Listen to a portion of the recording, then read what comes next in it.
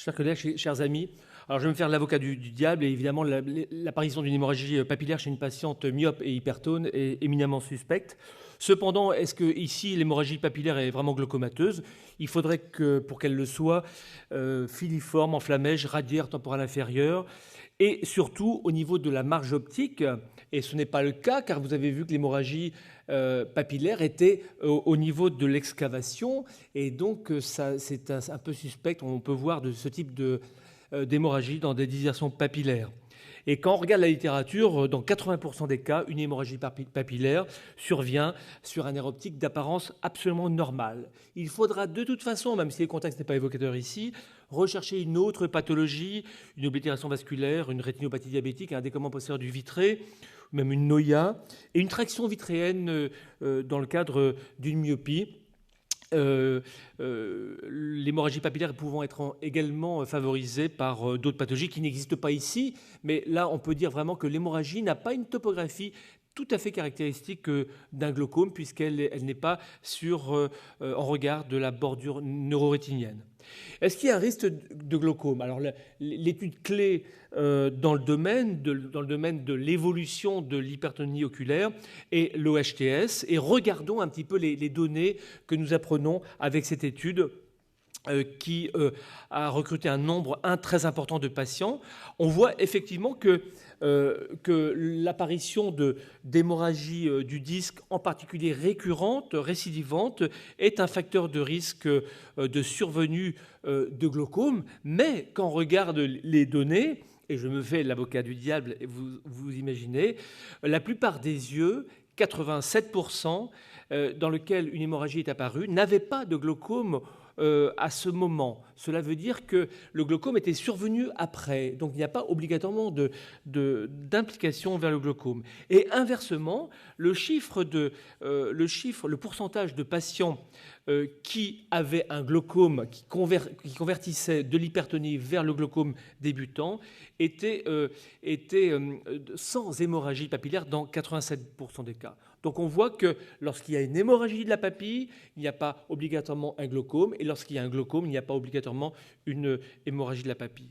Et donc l'hémorragie du disque n'est pas synonyme d'un développement d'un glaucome débutant chez un patient qui a une hypertonie oculaire, qui est dans ce cadre.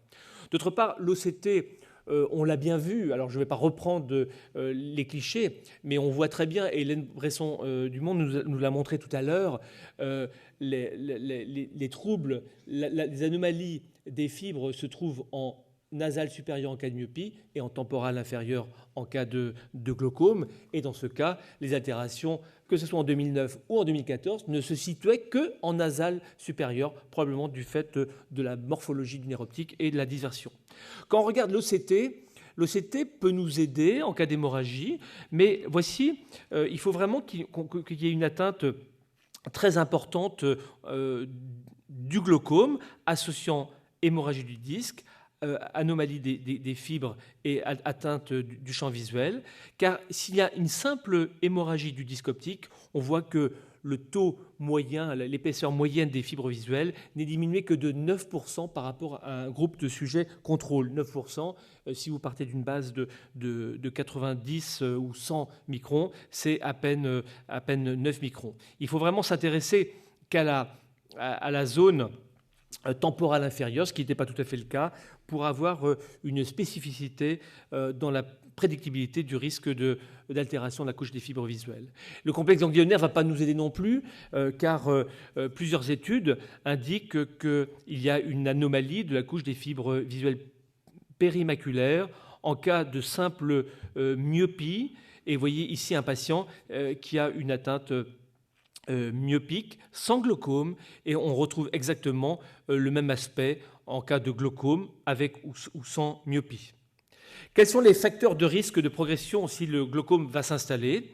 Eh bien, il est, en cas d'hémorragie du disque, bien sûr, je me situe uniquement dans cette perspective, eh bien, les facteurs qui ressortent prédictibles positivement sont l'âge, le MD inférieur à moins 4 décibels et l'exfoliation capsulaire et la récurrence du disque optique. Cette patiente de 45 ans n'avait aucun de ces facteurs. L'âge 45 ans, le MD était entre -2 et -3, je crois, Eric, et il n'y avait pas eu d'antécédent d'hémorragie. Est-ce que le champ visuel va progresser plus vite en cas de myopie? Et là, je m'inscris en faux, mon cher Jean-Paul, avec l'évolution supposée du glaucome.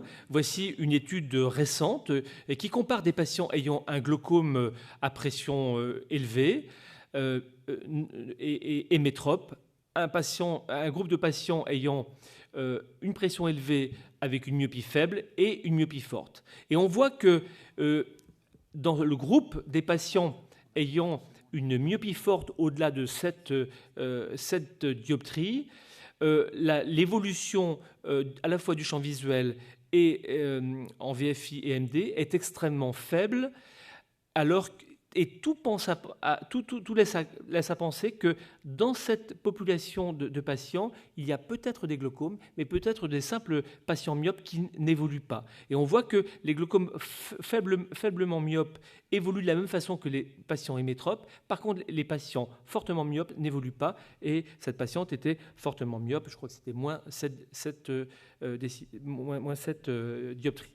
Et on retrouve un petit peu la même chose lorsqu'on étudie la structure du nerf optique avec des variations qui sont tout à fait identiques, avec peut-être une différence en temporale inférieure, mais je n'insiste pas.